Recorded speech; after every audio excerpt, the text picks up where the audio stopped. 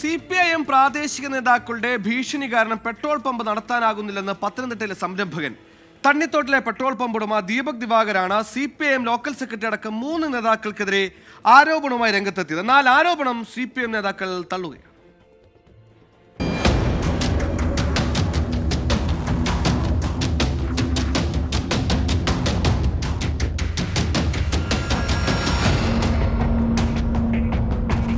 തണ്ണിത്തോട്ടിലെ 3 പ്രാദേശിക CPIM നേതാക്കൾക്കെതിരെയാണ് ആരോപണം. Petrol pump തുടങ്ങി 3.5 വർഷമായി. തുടങ്ങിയ നാൾ മുതൽ നേതാക്കൾ ശല്യപ്പെടുത്തുന്നത് പതിവ്. ചോദിക്കുന്ന തുക പിരിവ് നൽകാത്തതിന് ഭീഷണി, നിഷേധിച്ചപ്പോൾ പകപോക്കൽ.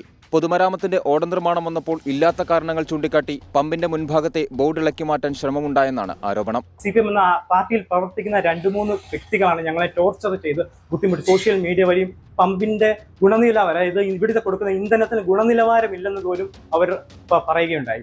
അവരുടെ അജണ്ട വേറെ എന്നാണ്, ഈ സ്ഥാപനം ഒന്ന് പൂട്ടിക്കണം എന്ന് മാത്രം.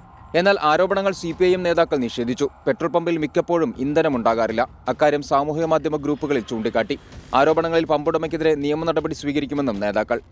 അയാളുടെ വിഷയം, അയാൾ PWD റോഡുമായി ബന്ധപ്പെട്ട ഓടയുമായി ബന്ധപ്പെട്ട പ്രശ്നം ഉണ്ടെങ്കിൽ അത് PWDയും അയാളും തമ്മിലാണ് പരിഹരിക്കുന്നത്. അതിനകത്ത് പാർട്ടി സഹാക്കളെ വലിച്ചഴിക്കേണ്ട യാതൊരു കാര്യവും ഇല്ല.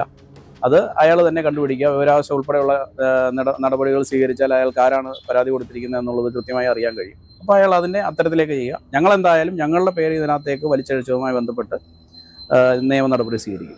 തന്നെ ഭീഷണിപ്പെടുത്തുന്ന നേതാക്കൾക്കെതിരെ പാർട്ടി ജില്ലാ സംസ്ഥാന നേതൃത്വങ്ങൾക്ക് പരാതി നൽകാൻ ഒരുങ്ങുകയാണ് പെട്രോൾ പമ്പ് ഉടമയായ ദീപക് ദിവാകരൻ. 24 പത്തനംതിട്ട.